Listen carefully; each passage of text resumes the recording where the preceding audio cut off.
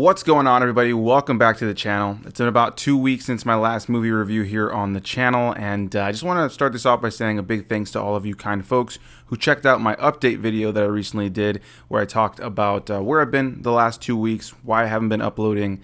I will just keep it short and brief here by saying thank you so much for all the kind words that you guys left me in the comment section of that video. Definitely go and check out that video if you want more context, but the short and sweet of it was that I was having some mental health issues that unfortunately ended up showing up physical as well. And so yeah, I've just been having some health issues and kind of, I guess in a lot of ways you can say, burnt out on a lot of levels, and I've had to take a break in a lot of ways from a lot of things in my life and kind of reorient my mind. So YouTube, I didn't plan on taking a break from YouTube, but I felt like I kind of just needed to take some time away to figure out what was going on with me. With all that said, though, I think part of my journey of kind of healing now and getting better is going to be doing the things I love with a different perspective and a lot less pressure on myself. So I've missed all of you guys. I've missed coming on here and talking about movies with all of you guys. Unfortunately, in this little health issue I've been dealing with, I missed out on some early screenings and some movies that were popular to talk about a week and almost 2 weeks ago now. But I have seen some things. I have seen some movies that I want to talk about here on the channel, as well as talking about some movies that I was already planning on talking about. So happy to start getting back on the horse, so to speak. So without further ado, let's go ahead and get into my thoughts on the prequel to A Quiet Place, known as A Quiet Place Day One. This time around, you have Michael Sarnoski in the director's chair, who wrote this alongside John Krasinski, director of the previous films, and stars people like Lupita Nyong'o, Joseph Quinn, Alex Wolff, Jimon Hansu, and more. So when I heard we were going to be getting a prequel to A Quiet Place, I was pretty excited. It seemed like it was going to be a perfect opportunity to maybe answer some of the questions that we've all had based on the last two films, as well as, you know, give us a new setting, give us some new characters. This one's called Day One, and as the title would suggest, and if you've seen the marketing, definitely showcases when these creatures first originally landed on the planet. We learned that they're, of course, aliens, but that's about all we learn about them, unfortunately. I was hoping we would get a little bit more details on where they came from specifically, maybe why they landed here.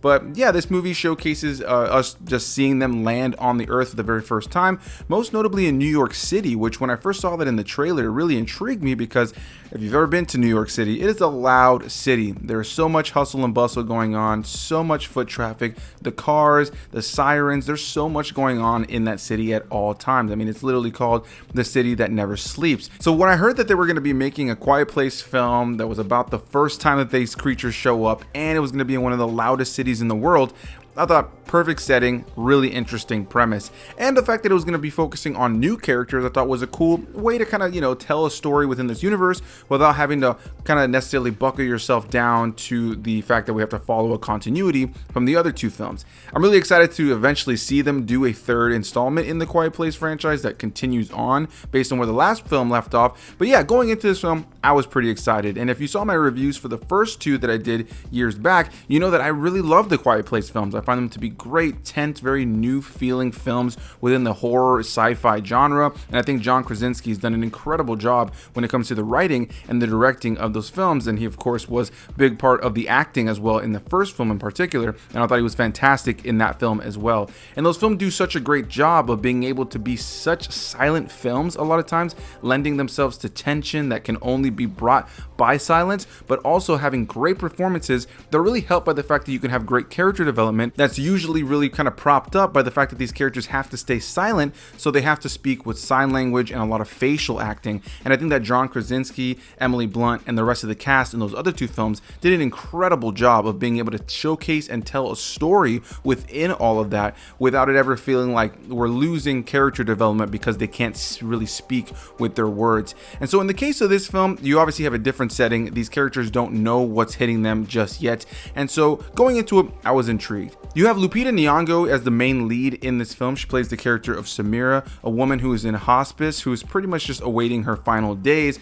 And of course, now these creatures have arrived who are just slaughtering everyone. And so it's interesting to have a lead character who already has death pretty much knocking on their door, and now they have a bunch of creatures everywhere killing everyone. And so it kind of has them shift their perspective on what life and death really is when they already know that they're going to die, whether these creatures kill them or not. As things start to get crazy, of course, and these creatures are running rampant, killing everybody, and she's now on the streets trying to survive herself, she ends up coming across Joseph Quinn's character, Eric, a law student from the UK who is just lost amidst all that's going on here, and ends up building a bond with Lupita Nyong'o's character as they work together to try to survive this alien invasion. Outside of them, you also have people like Wolff in here as well, who plays a very small supporting role, as well as Hansu, who's actually from the second Quiet Place film. I had kind of forgotten that until my dad leaned over to me and said, "Isn't that the dude that's on the island in the second film?" At first I was kind of like, I don't think so, I can't remember, but honestly I just had forgotten that was actually him, that Hansu was in that second film. I've only seen that second film one time, so that is on me, but yeah, you know, it was nice to see at least one returning character from one of the previous films. Of course, with this kind of meant to showcase how he eventually would go to the island that we see in A Quiet Place Part 2. And one thing to note about A Quiet Place Day 1 that is just fantastic right out of the gate are the technical aspects. As you come to expect from A Quiet Place, the film does a great job when it comes to sound design, with there being plenty of moments throughout the course of the film that are very quiet, eerie, and filled with tension, where the characters have to stay silent in these moments where you have these threats right upon them. On top of that, you also have great performances, with Lupita Nyong'o, I think, giving the strongest performance, but both her and Joseph Quinn, I think, do a great job of co-leading this film. And on top of that, you also have great set design, costume design, and locations used that ultimately, I think, really do a great job of expanding upon the Quiet Place franchise and showcasing top-tier filmmaking that you saw in those previous films, continuing on here with some also great CGI effects that you get to see with these creatures that we see throughout the course of the film that always remind me a lot of demigorgons, which,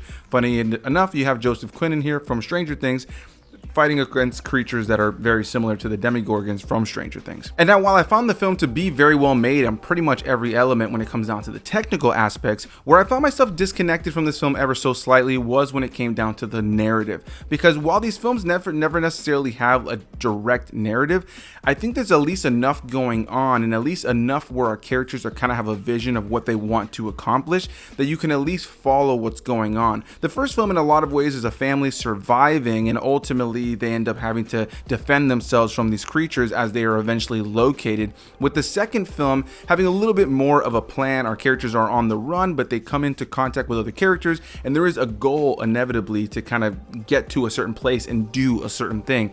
In the case of this one, once the creatures show up and start killing everybody, it felt like a lot of the movie was just our main characters going from location to location, surviving from these monsters and kind of getting in and out of these big action set pieces, ultimately for us to have a couple of small character moments throughout the course of the film where we get to learn a little bit more about them, leading up to a finale that in a lot of ways just feel like more of the same of surviving against these monsters. It was consistently entertaining. I was having a lot of fun watching it. Again, those performances are great and the technical aspects are all there for me. So this was by no means a boring film. I was definitely engaged. I was never bored while I was watching the movie. I was definitely interested to see where it would go. But when it came down to the narrative, I ultimately found it to be pretty bare bones and hollow. And I kind of feel the same way about the character development. I think Lupita Nyong'o's character is the one who gets the best character development over the course of the film. But because this is a film that is not set in a world where these creatures have been around for a while, these characters don't know to necessarily communicate with sign language. It's not something that's super established in this world yet. So a lot of the film is silent in between our characters. A lot of it is just them looking at each other and kind of saying, don't go there, don't do this, or go that way.